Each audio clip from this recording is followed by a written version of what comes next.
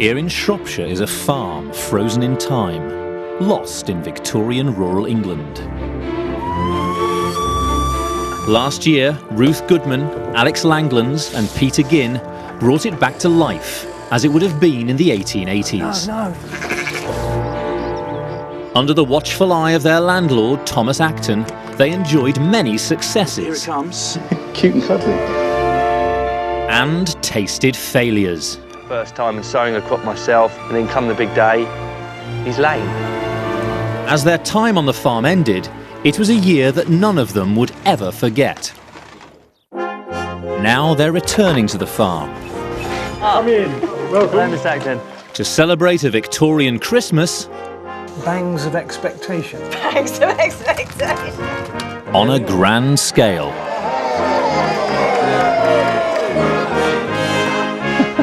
They'll learn new skills. Oh, good grief.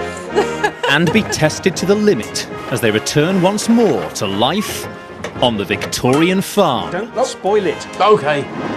So here's to hard-working Victorian farmers. Victorian farmers. Cheers.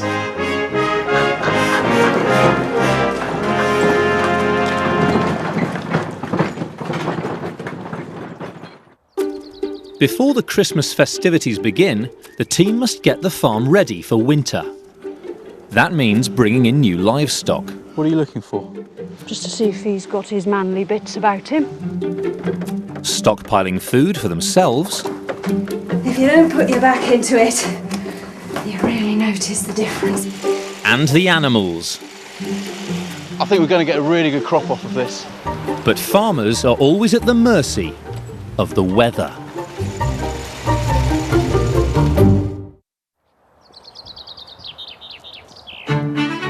It's been a year since the team left the Victorian farm. They have an appointment with the estate's owner, Mr. Acton, and his son Rupert is on his way to take them there. Rupert's picking us up, isn't he? I believe so. What time did he say? He said, I think it's 3 o'clock. Glad to be back. It's weird, isn't it? It is a bit strange. It is a bit strange coming back. I'm looking forward to seeing Mr. Acton again, though. Yeah. Catching up with the affairs of the farm, see what's happened over the last year.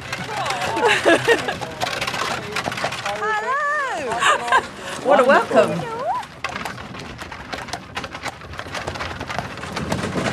Has it been a busy year while we've been gone? It certainly has, yes. I've been doing quite a lot of Rupert's got big plans for the team. Right. We'd like you to recreate the Victorian Christmas at Acton Scott. Right. What, for the whole estate? Yes. Large scale. My giddy aunt. When Rupert said, you know, that we're to do Christmas for everybody, there's a bit of me that's a bit daunted, I suppose, but I'm also quite excited about it because I do like entertaining. I like putting on a big spread. So this Christmas feast you want us to lay on, I mean, what sort of scale are we talking about here? I would think in the order of 30 to 40 individuals. Right. For me personally, Christmas is about coming together. It's going to be about uniting a community. Victorians didn't invent Christmas, but they made it what it is today. They brought us Christmas cards, paper decorations, crackers, and of course, Christmas trees. I'm sure I see some amazing large-scale decorations in a book. As far as this Victorian Christmas is concerned, well, I remain to be convinced I'm a bit of a Scrooge. I really can't stand the sort of modern commercial Christmas, and in many ways I blame the Victorians for that. And there's the hall. I'm looking forward to seeing Mr. Acton. Welcome. Can I jump first? Oh, Mr. Acton. Very good to see you again. Yes. You well? Yes, thank you. Jolly good. Hello, Peter. Hello, Mr. Acton. Pleasure to see you again. Sorry. It's a good firm handshake. Well, it's certainly good to be back, Mr. Acton. Yes. Well, we're just coming to the busy time of year. I'm very glad to have you. Jolly good. You've got plenty Christmas may be a few months away, but preparations must start well in advance. I'm sure you'll be more than capable of doing it. To get through the winter, a Victorian farmer needed a good stock of hay to feed his animals. The survival of his farm depended on it.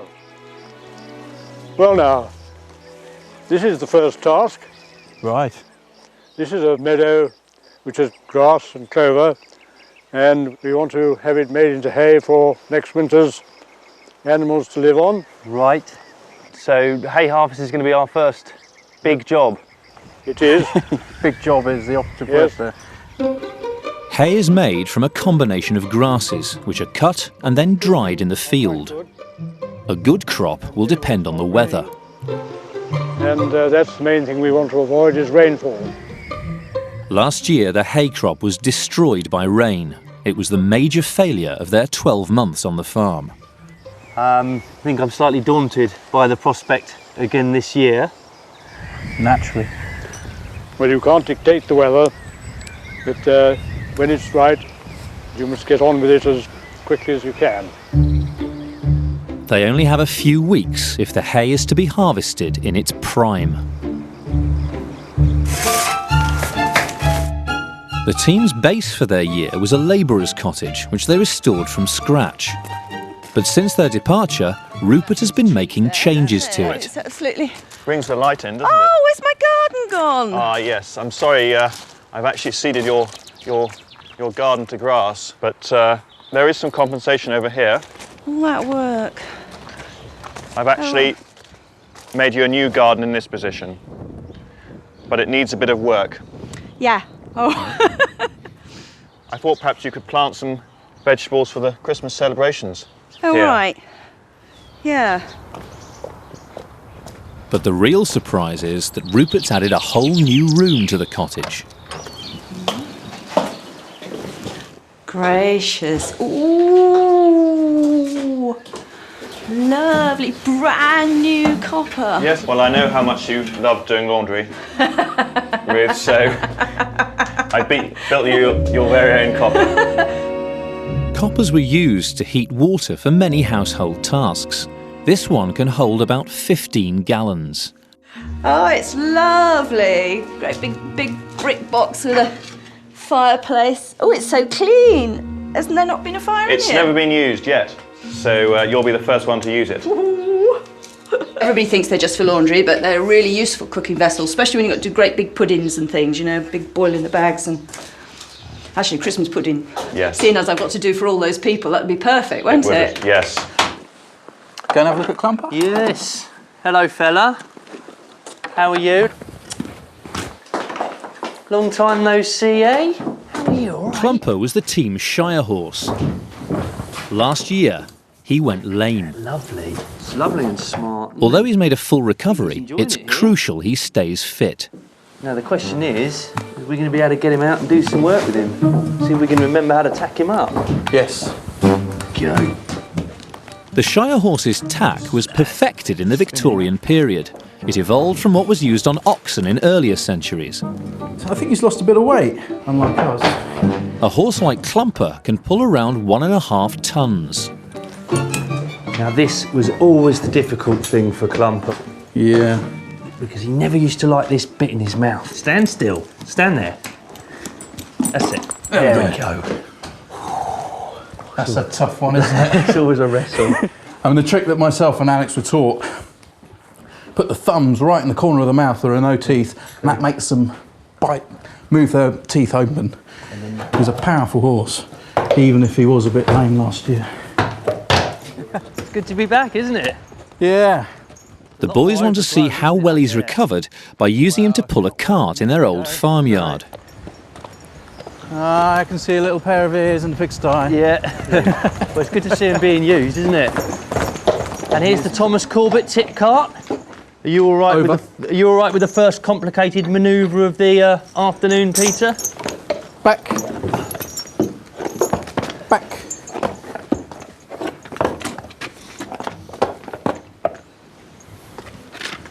Forward. This really is the toughest job, really.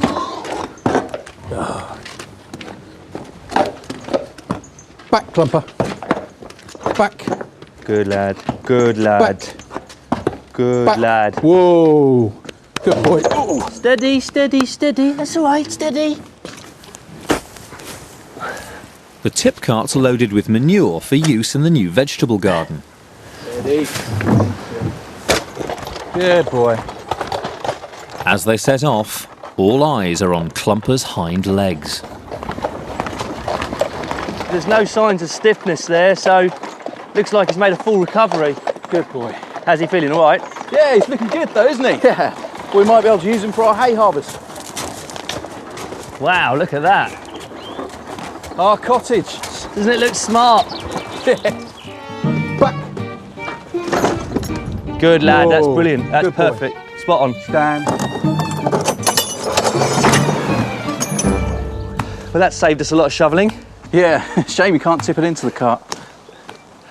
This should keep Ruth happy.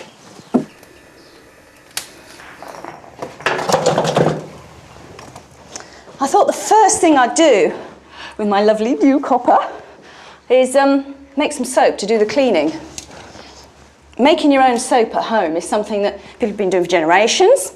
And there are, in the Victorian period, still any number of soap recipes in ordinary household manuals. All soap, wherever you buy it from or wherever you make it, is just a fat and an alkali mixed together, in essence.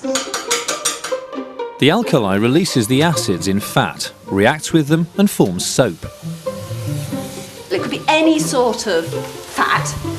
So I'm just using some rather old beef fat that I managed to catch off the butchers. So I'm starting off by popping it in the copper and letting it all boil down into a liquid, basically. That's going to take quite a while. The alkali Ruth's using is caustic soda. So I'm going to add my caustic soda into the water. You have to be really careful when you do this because an exothermic reaction will occur, which means it'll sort of boil all by itself chemically. It's great. Something quite violent is beginning to happen in there. Oh, gosh, it is.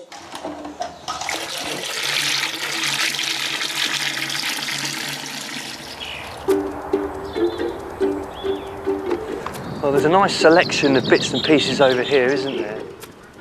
Now they've seen Clumper in action, the boys must inspect the haymaking equipment. Going like this. Yeah, good for rowing up. They've dug out their trusty farming Bible, Henry Stevens' Book of the Farm, for advice on what to use.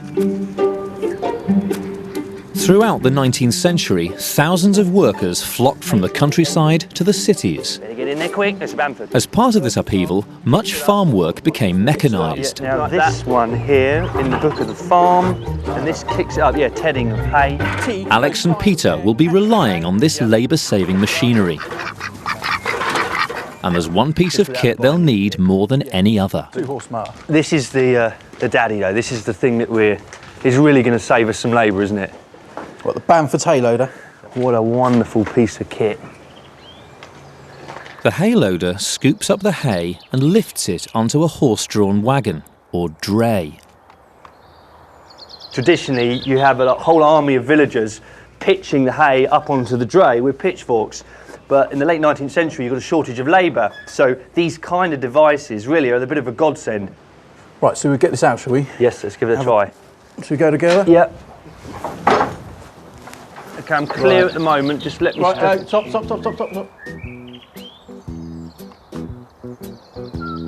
I mean, that's heavy. That's got to be heavy. Here it comes. Okay, have I got clearance up there yet? Good. Nice, Peter, nice. Okay, The Bamford's hay loader weighs nearly 1/4 of a tonne.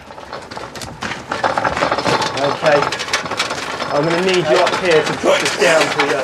Really hang as that goes down. Okay. Just ever so...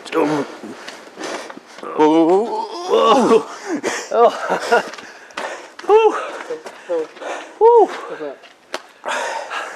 Oh. Welcome back to the Victorian farm. It smells soapy. Certainly no longer smells of fat. I'm just going to pop a little handful of common salt in. Don't need a lot. Give it a good stir. Oh, yes, look, something's happening immediately. There it is. There's a solid forming. That solid is soap. This is my hard soap, quite caustic and tough, so it's good for doing really filthy, dirty jobs where you need something super powerful. This is going to be super hard soap. I can tell by the very white graininess as I push it into the mould. It'll set rock solid. The soap takes around 4 hours to set. So I'm just giving this chamber pot a really good go with a more caustic soap. And it's brilliant for this sort of job. Yeah. Alex and Peter are struggling to get the hay loader working. And then it goes underneath the big, complicated piece of kit, this. That chain is tight, but it's on. Is that going to be too tight to give it a try now, do you think? Who knows? Should we give it a go? Yeah, let's give it a go. Come on. Right. Right. Let's go. Yep. And there we go. Like probably... Excellent. So we're the dray. This is attached to the dray, being pulled by the horse. The dray is the cart that we're loading the hay onto. Yeah. And this machine's driving these spikes, which will be lifting the hay up this elevator, tipping it right to the top. Whoa! Over the top. Onto the dray. Onto the dray. And hopefully, that's going to save us an inordinate amount of work in the field. It's ready to go. Right, do you want to put this back in then, and I'll go and check the other bits of kit?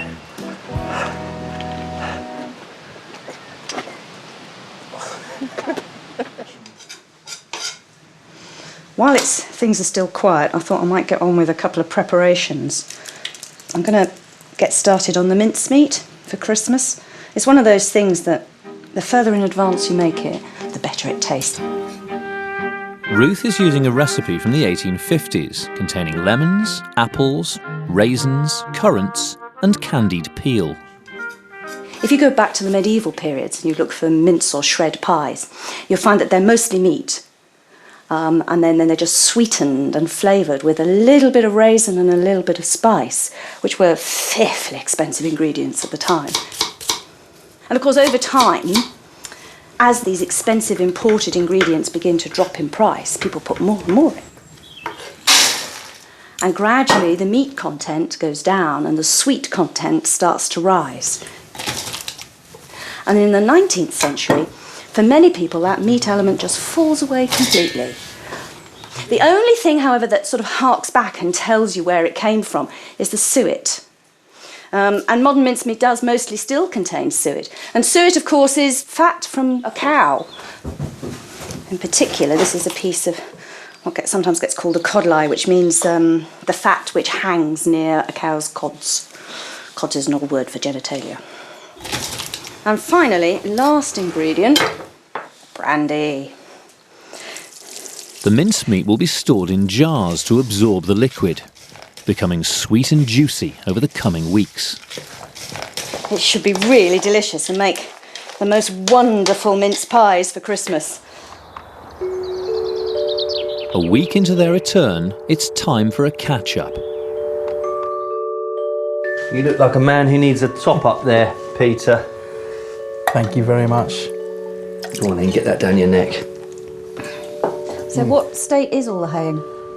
It doesn't look too bad. The grass is coming through, and give it a couple of weeks, it'll, I'm sure, be ready to cut. But it's largely going to be a case of keeping the eye on the weather. Yeah. What a familiar story. Every time we talk about making hay, this sort of dark cloud comes over, as if to say, don't even try it. Yes. So, Ruth, what do you think of the cottage then? It's so posh, isn't it, in comparison to what it was when we were here last? It's good to be back. It's good to see you again. Cheers. Cheers. Much. Good old Acton cider. You can feel it going down.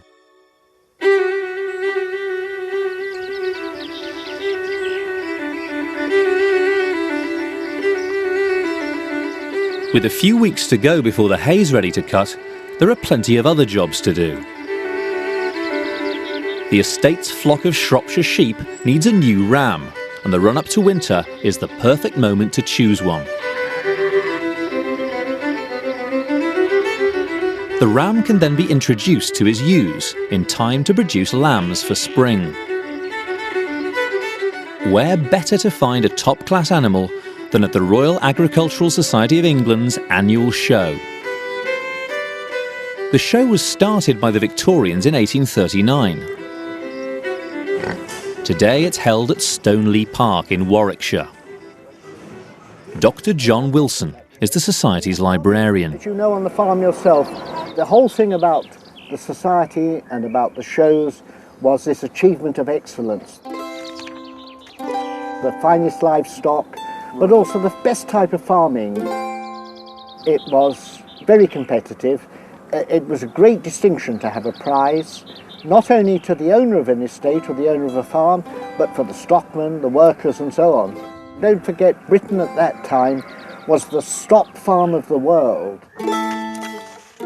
The Victorians were masters of animal breeding, and their skills were among the most celebrated and highly prized in agriculture. Selecting the right ram could determine the quality of a farmer's flock and his profits for years. Peter's called in an old friend, Richard Spencer, to help. Richard has 5 decades' experience of sheep farming. I've been tasked to come purchase a ram for our flock. So I've called on you for a bit of advice, if I may. Responsibility big. Big, yes. Okay, well, you've come to the right place. There are quite a few different breeds here, and you've got some really good examples of the different breeds. And when we've had a look, you can make your own decision, then we'll take it from there. Okay, fantastic. You make the decision, you're spending the money.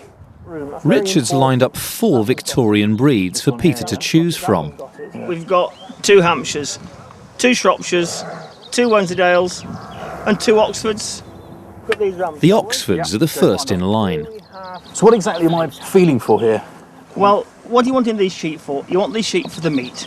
You put your hand there, the jigger. That's your Sunday roast. New potatoes, garden peas. Imagine carving a slice of meat off that. Oh, couldn't much be better. Mint sauce, beautiful. These are totally different. These are a long-wool breed. These are Wensleydales. These will milk their socks off. With more milk, do you get a better quality of lamb? You may well get a faster growing lamb because these are on the Shropshires. Yes. That'll be the Shropshire will provide the base, and these just put a little bit something different in there. Would you be looking for anything on the face of the sheep? Well, if ever you're looking to buy a ram, you want something that's masculine. You don't want a ram with a weak, little, pathetic, effeminate face. That's right in the right place. But a ram, it's not. A ram has got to be macho, in control, ready to go, to take on the flock of ewes. And you want a ram with an aggressive face. All these rams have got it. Next, they move on to the Shropshires, the only breed of ram Peter has any experience with. What's a ram there for? Well, it's there to progress my flock. Exactly, to breed. What does he breed with? His wedding tackle. Of course. And there must be 2 of them underneath, hanging level. Beautiful. I mean, you've got to make this decision. I don't envy you. So basically, I've got to picture the offspring from this and Absolutely. my flock. It's a very, very difficult choice to make. That is what breeding is all about.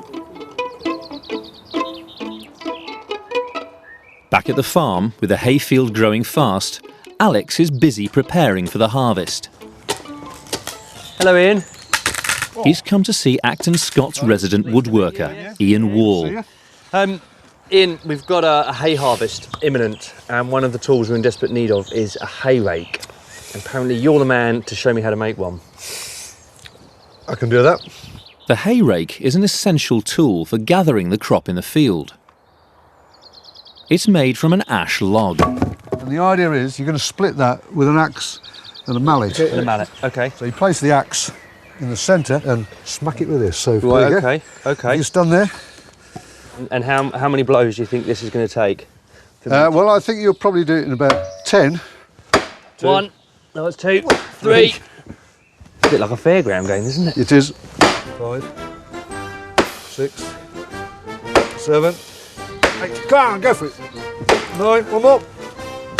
Oh. 10. Right, okay. You failed there, Alex. I failed? Well, it's not split. Oh, it's still splitting, I can hear it. Oops. I've got the axe stuck. Keep going, keep going. Move. There we are. I'll hold the axe. I hate that to see that blunted on your leg. Get in there, look. There we are. You're now looking at something that no one in the world has seen before. What? It's the inside of this tree. Right. Fantastic. And this is the original sapling that was growing. The very heartwood. Right. The wood is shaved into a rectangular shape in order to make the head of the rake. This is the vise where we're going to drill the holes. Right, okay, so we've got our rake head here. It will sit in there. Just tip it forward, forward, a bit more, no more, stop. Okay. Right, so the trick is here, keeping them all on a good alignment, because you don't want your rake ending up buck-toothed. And out of that... Next come the teeth. We're going to knock this bit of wood onto this metal bar, which is hollow. Yeah. And as we knock it, it'll come through and out the other side. OK, so there you go. Your first tine. Right, OK. Woodworkers like Ian were common in much of the Victorian countryside. But despite being highly skilled, they were called bodgers, and the work they did was known as bodging. Ian has a theory about this. A bodger, he worked with green wood. He would make the legs and the spindles for chairs. And because it was green, they then needed to dry out. And one theory is, when you made the holes in the seat, round hole, you go to put the leg in, and the leg had dried out, and as it dries, it shrinks, and it doesn't quite fit. So you could say that was a bodge job, but it wasn't the bodger's fault, it's Mother Nature's fault. That's it. Finally, the teeth have to be banged into the rake head. That's it, you're through. Here we go. The moment of truth awaits. Okay, so here we are. Look down the line. Ooh. What are you thinking? I can see one out of them here. Well, one or two are drunk. No, that's not as bad as I thought, actually. Could be better. Well, that's smashing, that really is. That's a work of art, the finished product. Well, you should be proud of that. Right, Pete, you've seen them, you've looked at them, you've looked at all the attributes. It's now up to you to make the decision. Go for it. It's a tough decision. It's a very tough decision. I am quite drawn to the first Oxford we looked at, purely because of the shape of the rump. I can understand that. However, I think Mr. Acton did say it can be any ram as long as it's a Shropshire. As long as it's a Shropshire? Yeah, right, I think he wants to keep the breed pure. OK, so now you've got to go for one of two. This one is slightly broader in the back, I'd say. Yeah, I wouldn't disagree. Probably for that reason I'd be inclined to go for this one.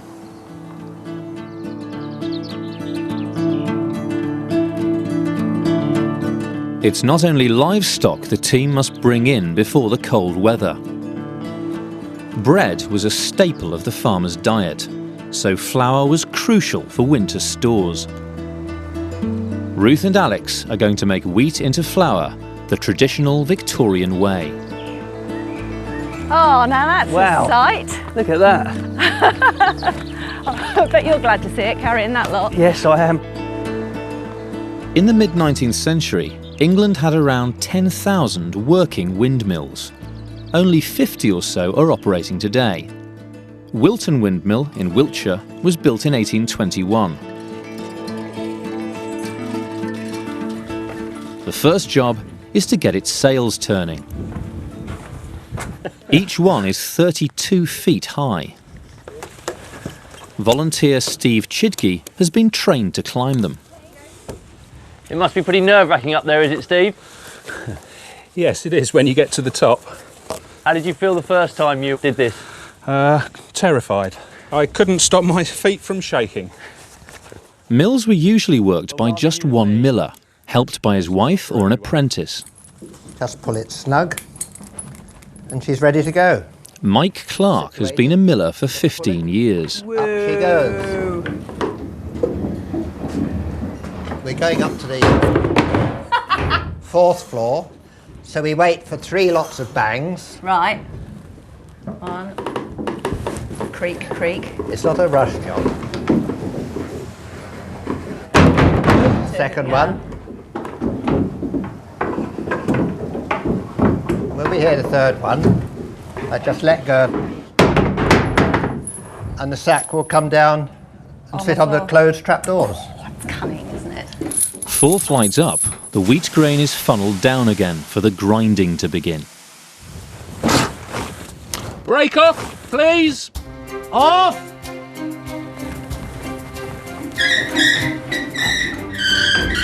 So that was... What was that then? That's taking the brake off.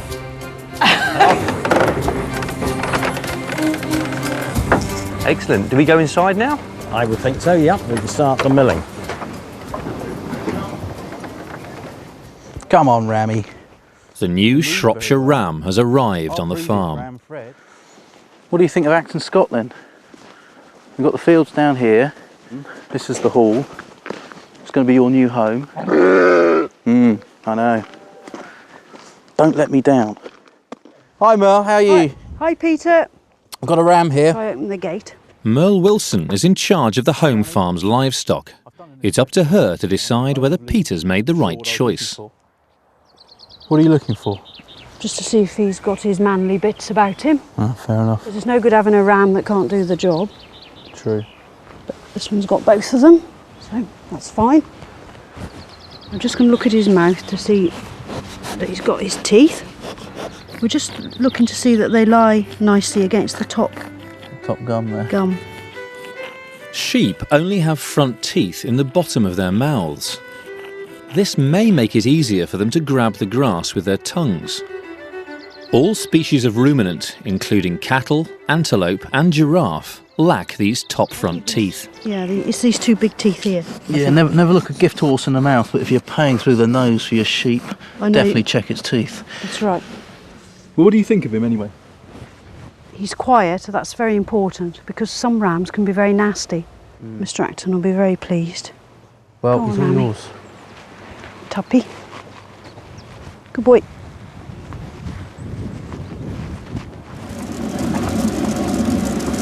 So what's happening here? These are the millstones. So the bin up there that we tip the wheat in comes down this chute, feeds this hopper. And this hopper is open at the bottom to this shoe. And this shoe shakes the wheat, and this little metal four-pronged thing, you see, is called a damsel. And that damsel meters the wheat into the eye of the stone. Why is it called a damsel then? That's a good question. It's because it chatters away all day. Chatters away all day, like a damsel. But we're not allowed to say that. Well, you're not allowed to say that. Each of the millstones weighs 3/4 of a ton. They can move at 120 revs a minute, 2 turns a second. But it's all dependent on the strength of the wind. Look how quickly that's dropped away again. That little gust of wind and just straight back down. We might grind to a halt. Right. So that's the origin of the expression. That is so when indeed. something grinds to a halt, it's simply because there's not enough wind and everything's stopped. That's right. So can we go and see where the flour comes out? Next floor down. Well, it seems like it's totally ground to a halt now, doesn't it? I'm afraid it has. Such a funny day. It is. Let's have a look at this flour then. Well, let's feel a bit. In product. What do you think, Ruth? We've got a quite coarse grind, haven't we? Right.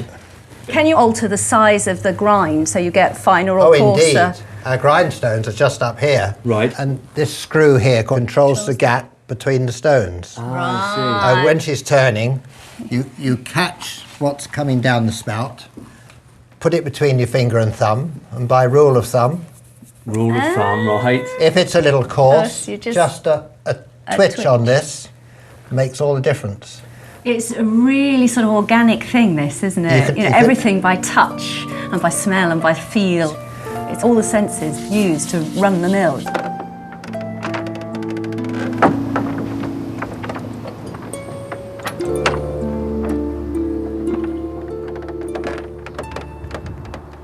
Being at the mercy of the elements, the Victorian farmer needed skilled judgment to know when best to sow and harvest his crops. With the hay meadow in its prime, Peters decided to seek some advice. Swallows are fairly low.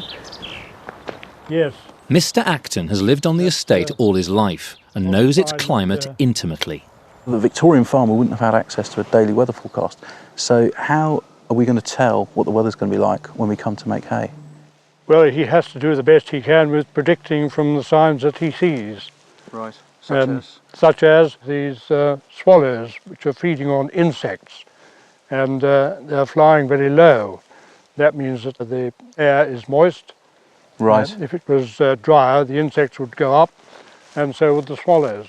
Then we can look at the clouds, and we can deduce a certain amount from that.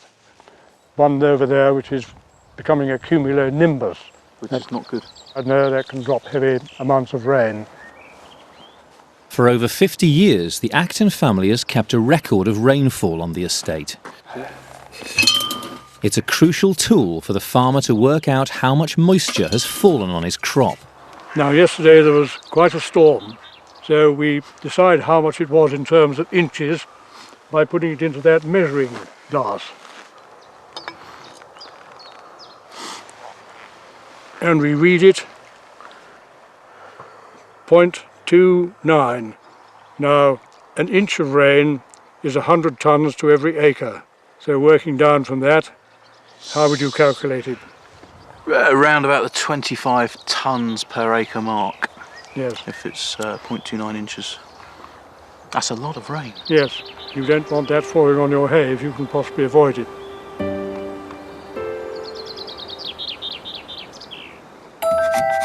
While the hay meadow dries, preparations for Christmas continue.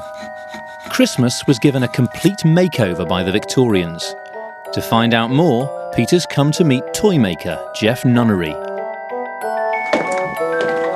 Hi Jeff, how are you? Hi Peter, good to see you. Pleasure to meet you. I love these wooden toys. Yeah. Really takes me back to my childhood. I sort of grew up in Germany. Right. And even today it's a wash of wooden toys. Wooden toy. The Victorian age saw the birth of the toy industry, and since then, toys and Christmas have become inextricably linked. So who would be the customers in the Victorian period for these kind of toys? Well, I think there'd probably be two groups. There's obviously the people with the most money would get these toys, which are panel doors, the dolls' houses. Yeah. These obviously take a lot of work, a lot of time. These are the windows for the doll's house, so they were very expensive. Yeah. Anyone with less income had the hoop and ball sort of toy, which was fairly simply made, less work, less time, less expensive. Even the cheapest toys, though, were out of reach of the working classes. It was in the Victorian period that the idea of giving gifts really took off, as did many of the Christmas traditions. And one of these is Father Christmas. But even in the Victorian period, his identity hadn't yet been sealed. You could still see him in a number of guises, a number of different robes. But the image we all know and love today didn't come about until the 1930s, when Coca-Cola had a gentleman dressed in a large red suit, white beard, very, very jolly, advertising their product. I'm hoping to pick up something that the kids at Acton Scott are going to enjoy. Uh-huh. So I'll probably take a couple away if I may. Yeah, no problem. For the Victorian farmer, work didn't stop for Christmas.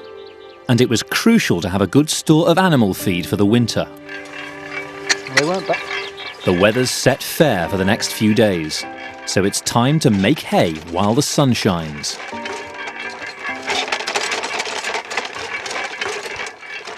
Expert local horseman Brian Davis has come to help out. Brian has brought along his highly trained pair of shiers. Take it away. Well, And we're off. Here we go.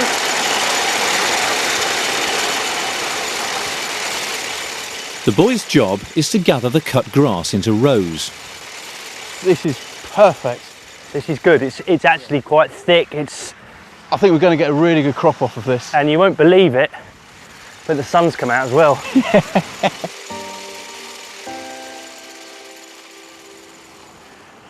How's your hay rake doing? Well, it's doing very well actually, and I'll tell you why it's doing well. Yeah. Because Mr. Acton gave me a really hot tip on how to use it. Normally you're out in the garden, you're raking your leaves like this, yeah? Yeah. Okay. But that's bad for the tines, you'll snap the tines. Right. You're supposed to use it like this. Okay? I'm really getting under it. Just pulling it up and out. Yeah, very nice. Getting it, thank you, Peter. Less chit chat, more work.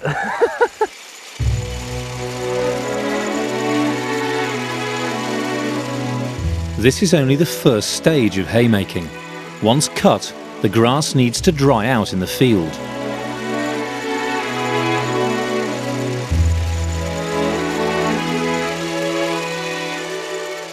But as the day goes on, the colour of the sky doesn't bode well. What do you think of that, Peter? Don't think it looks good. See, that's cumulus nimbus right at the back. If it rains, we just deal with it. That's all we can do. We cut it now. It's a lot further than we got last year.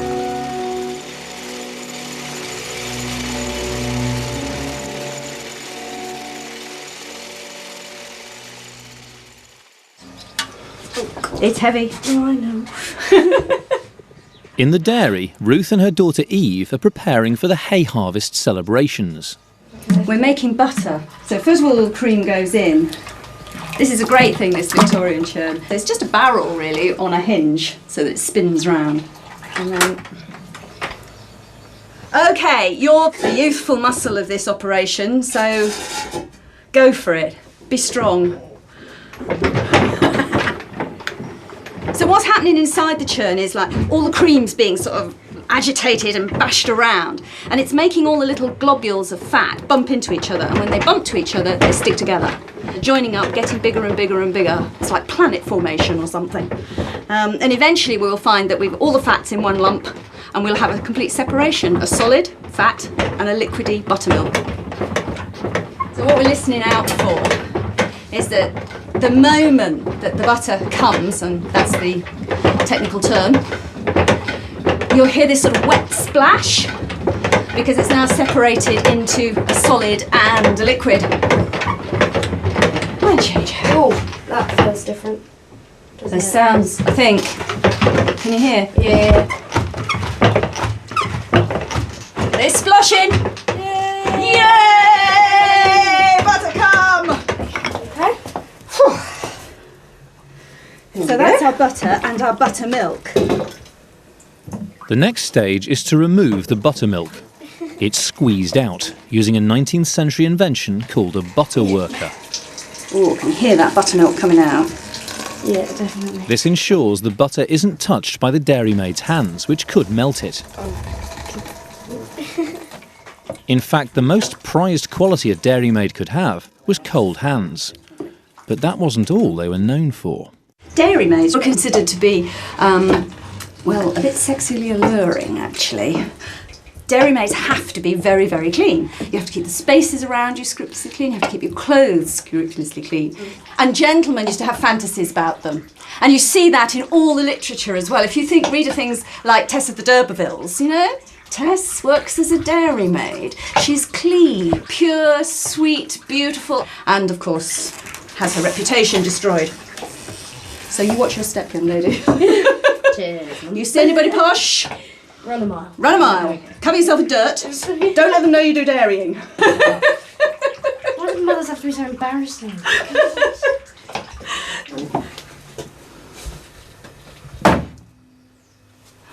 That'd be great for the hay harvest. I hope the boys like them. Steady does it. Steady. The rain is holding off, so Alex and Peter are getting on with the next stage of haymaking, drying the cut grass to turn it into hay. This process is called tedding. The boys are keen to try it because it's featured in Henry Stevens' Book of the Farm. Good boy. Looking good, isn't it? Let's see what this beauty can do. Yeah. Now the thing is it's quite controversial, this, because a lot of the people around here have said the old way of making hay is to simply cut the grass and let the sun do the work for the first 2 or 3 days. So it dries the top of the grass and it makes it that much lighter to work with. But of course, Stevens here is recommending a new and innovative way of making hay. And the idea is that with its spikes there, its tines, it goes round the field, just picking the freshly mown grass up into the air and starts drying it out. We just need to set these spikes so they're going to touch the ground. There we go, that's now pretty dangerous. You excited? I'm slightly nervous, to be honest, but well, this is it, Alex, we're making hay. Let's make hay. Like Alex and Peter, Clumper's never used this equipment before. Oh, steady, Clumper. Steady, boy. Steady. Good lad. Steady, steady, steady. Steady. Whoa, whoa, whoa, whoa, whoa, whoa, whoa, whoa, whoa, whoa. Whoa, just stand there. Something is clearly bothering him. Is that particularly It's coming over the top and hitting him. Yeah, it's coming over the top and hitting on his backside. Yeah. That might be the problem. It might very well be. Shall I change the gears round? Yeah. Right, that's now going to kick it over the top. Ah, that's more like it. With the grass no longer falling on him, Clumper's much happier.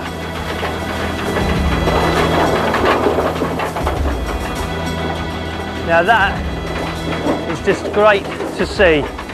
If he can keep his cool and I can keep my cool, we will be making hay. It's already drying out quite a bit.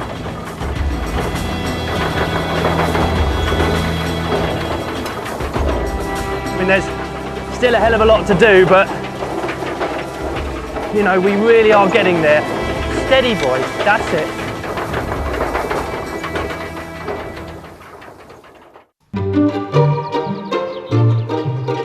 After a week, the hay is turning golden in the field. Yep. Now it needs raking, so that it can be lifted easily onto the wagon. This is a side delivery rake, which effectively combs all the hay into long rows. It's a fantastic piece of kit. So dare I say, it seems as if we have a hay crop. Success at last, within our grasp.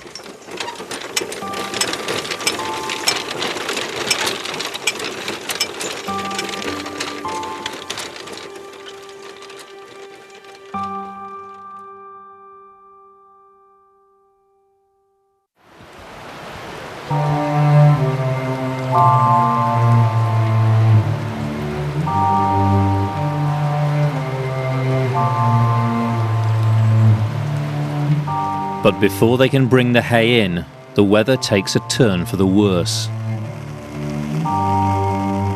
For several days, the crop is battered by rain.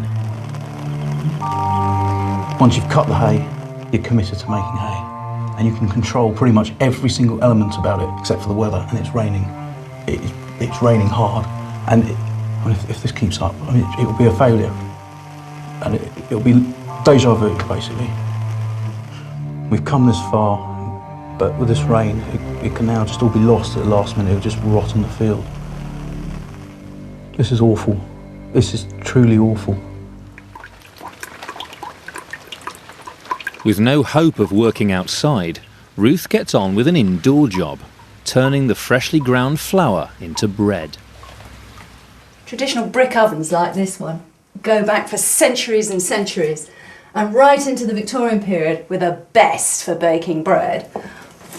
What I'm trying to do is make a fire inside that will heat the bricks. It's not the fire, it's the hot bricks that cook the bread. Victorian farms generally had good supplies of fuel, but most non-farmers could ill afford the firewood or coal, so bought their bread from a baker. When we went to the windmill, they've ground it in the flour nicely for us, so all the bran is still in there. And although it's very good fibre through your system, if you have a lot of it in the bread, you get a very, very heavy bread that's really quite chewy. And Victorians were looking for a much lighter loaf where they could possibly get it. So I want to take some of the bran out. This process is called bolting. It removes some, but not all, of the bran, leaving behind a creamy-coloured flour. But in the 19th century, new technology meant that all of the bran was taken out at the start of the milling process. What you get out the other end is pure ground starch. This began to cause problems with so many people living on bread and potatoes bread. If you've got a bread that is less nutritious, even though it's bulky, you have people having problems with their diet. In fact, it became so much of a problem that eventually they had to introduce legislation to put nutrients back into flour for bread making. Next, yeast, water and salt are added. Starting to come together now into a mass. Now comes the really fun bit. I get to knead it. Now the longer and more vigorously I knead this, the more chance we have of having a light, fluffy bread.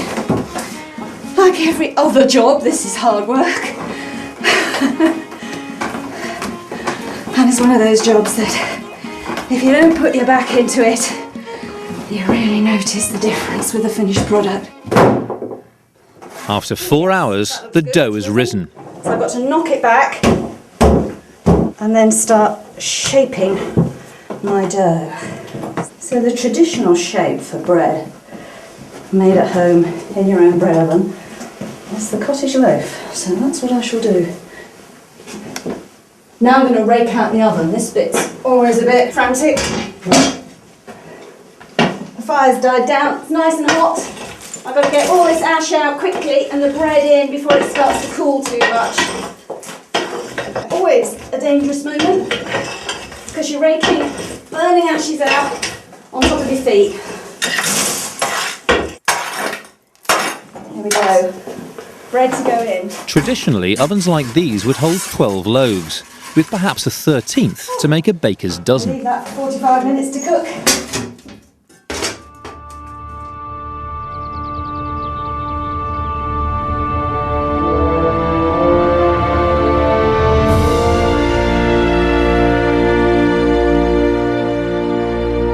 At last, the sun is out.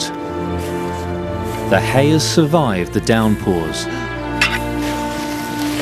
Alex has lent Ruth his handmade rake, and it's time to bring out the loader. It looks good. Yep, come on. Ooh.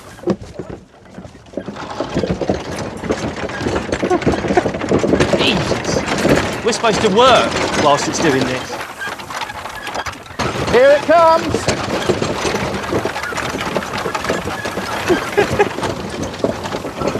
Okay. Whoa! It's... This is going to be extremely hard work. Coming through my legs there. Oh. That's novel. Hey! Oh. Oh. Hey! Fall! We're trying to build like it's almost like a wall of hay along one side and a wall along the other. And all the time just trampling it down and packing it down so we can get as much on here as possible. Spinning bits for me to rake up. Yeah, that's the idea, Ruth. Well, you've got to have a job, Ruth, otherwise you'd be in the workhouse, wouldn't you? Is that your leg? Very, very close.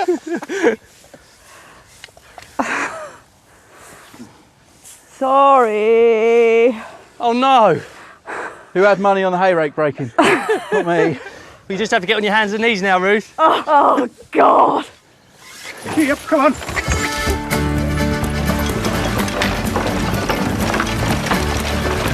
It's like canoeing. Good going, Peter. Whoa! This machine is brilliant! Absolutely brilliant! And I've only stabbed Alex once with a pitchfork.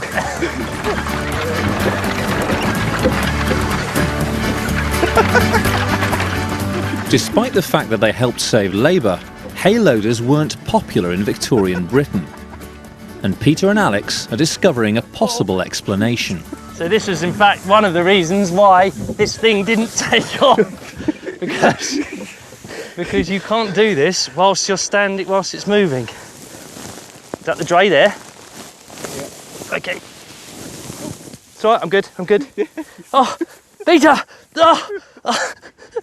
That is haymaking done.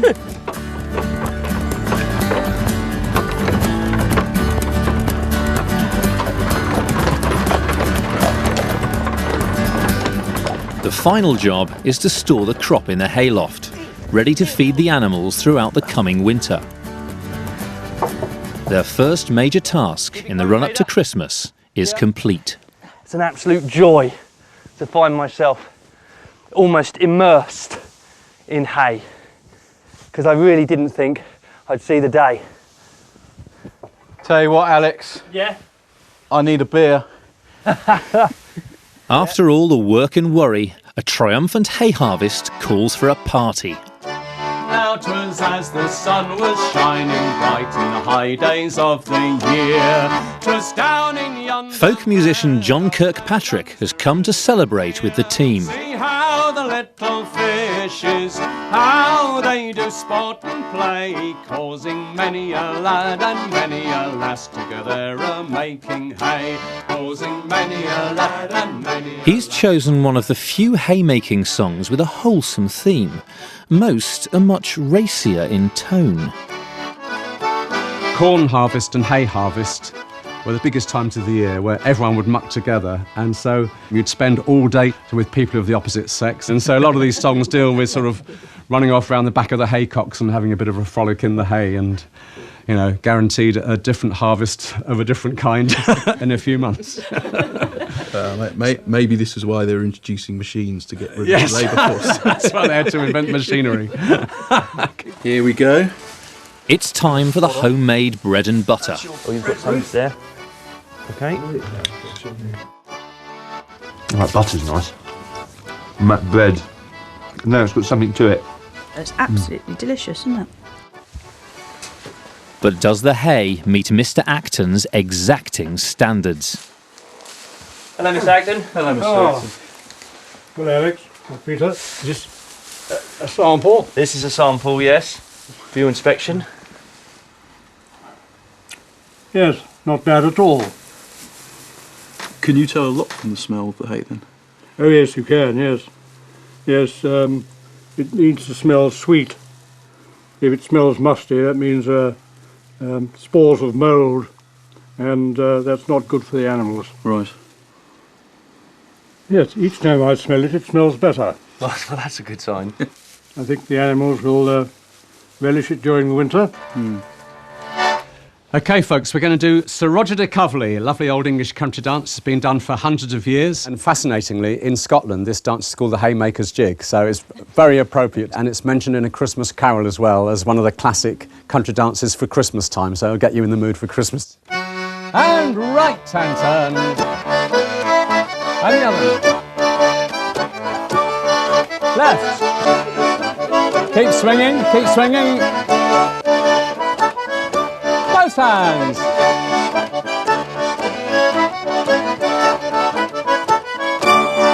Back to back. We now have a hayloft brimming with freshly mown hay, so... All done and dusted. let's One hope- weight off our minds.